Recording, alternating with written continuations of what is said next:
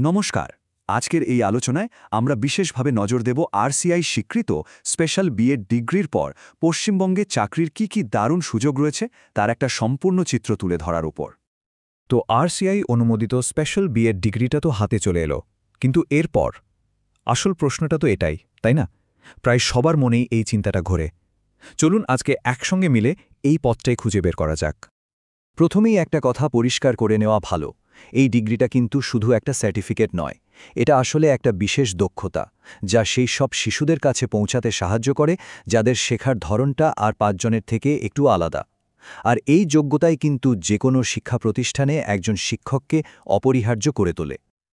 আচ্ছা, ক্যারিয়ারের কথা ভাবলে প্রথমেই যেটা মাথায় আসে তা হলো সরকারি চাকরি। আর এক্ষেত্রে সবচেয়ে বড় সুযোগটা রয়েছে পশ্চিমবঙ্গের সরকারি স্কুলগুলোতে। চলুন দেখা যাক সেখানে কি পথ খোলা আছে। দেখুন, সরকারি আর সরকার পোষিত স্কুলগুলোতে এখন অন্তর্ভুক্তমূলক শিক্ষা বা ইনক্লুসিভ এডুকেশনের উপর দারুণ জোর দেওয়া হচ্ছে। আর সেই কারণেই সমগ্র শিক্ষা অভিযানের আওতায় special educators, resource room teacher বা ইনক্লুসিভ ক্লাসরুম সাপোর্ট টিচার এই সব পদের চাহিদা এখন তুঙ্গে। আর এই পুরো নিয়োগ প্রক্রিয়ার দায়িত্বে রয়েছে আমাদের West Bengal school service commission, মানে WBSSC। আর এখানেই আসছে সবথেকে ইন্টারেস্টিং ব্যাপারটা। ভাবুন তো, এই ডিগ্রিটা আসলে একটা মাস্টার কির মতো, যেটা দিয়ে দুটো আলাদা দরজা খোলা যায়।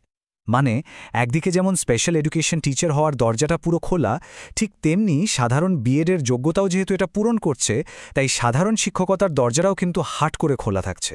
দারুণ ব্যাপার না? সুযোগ কিন্তু শুধু রাজ্যের মধ্যেই সীমাবদ্ধ নয়, জাতীয় স্তরেও দরজা খোলা। যেমন ধরুন, পশ্চিমবঙ্গ স্কুল সার্ভিস কমিশন তো আছেই, তার পাশাপাশি কেন্দ্রীয় বিদ্যালয় সংগঠন KVS বা নবোদয় বিদ্যালয় সমিতি NVS এর মতো নামকরা প্রতিষ্ঠানেও সাধারণ শিক্ষক পদের জন্য আবেদন করা যায়। বলা বাহুল্য, এই বিশেষ প্রশিক্ষণটা কিন্তু আপনাকে অন্যদের থেকে অনেকটাই এগিয়ে রাখবে। সরকারি চাকরির জগৎটার বাইরেও কিন্তু একটা বিশাল সম্ভাবনা অপেক্ষা করছে। চলুন এবার সেই দিকটাতে একটু আলো ফেলা যাক। বেসরকারি ক্ষেত্রে সুযোগগুলো কিন্তু আরও অনেক বেশি বৈচিত্র্যময়। আজকাল ভালো প্রাইভেট স্কুলগুলো একজন স্পেশাল এডুকেটরকে মাস্ট হ্যাভ বলে মনে করে। কেন? কারণ তারা প্রত্যেকটা ছাত্রছাত্রীর ওপর আলাদা করে নজর দিতে চায়। তাছাড়াও বিভিন্ন রেমিডিয়াল লার্নিং সেন্টার এবং NGO পরিচালিত পুনর্বাসন কেন্দ্রগুলোতেও এই দক্ষতার অনেক কদর। আর হ্যাঁ, ভূমিকাটা কিন্তু শুধু ক্লাসরুমের চার দেওয়ালের মধ্যে আটকে থাকার নয়। যত অভিজ্ঞতা বাড়বে তত দায়িত্বও বাড়বে। কয়েক বছর পর একজন school coordinator, special needs adviser, এমনকি ইনক্লুসিভ ক্লাসের জন্য কারিকুলাম ডিজাইনারের মতো লিডারশিপ রোলেও পৌঁছে যাওয়া সম্ভব। বেশ, তাহলে ক্যারিয়ারকে পরের ধাপে নিয়ে যেতে আর কি করা যেতে পারে? চলুন দেখি। দেখুন, যারা পড়াশোনাটা আরও এগিয়ে নিয়ে যেতে চান তাদের জন্য MEd বা PhD করে একাডেমিক জগতে, মানে গবেষণা বা শিক্ষকতায় যাওয়ার রাস্তাটা সবসময় খোলা।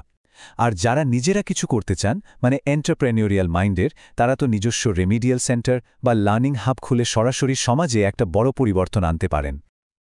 বাহ, এতক্ষণ তো আমরা অনেক কিছু নিয়ে কথা বললাম।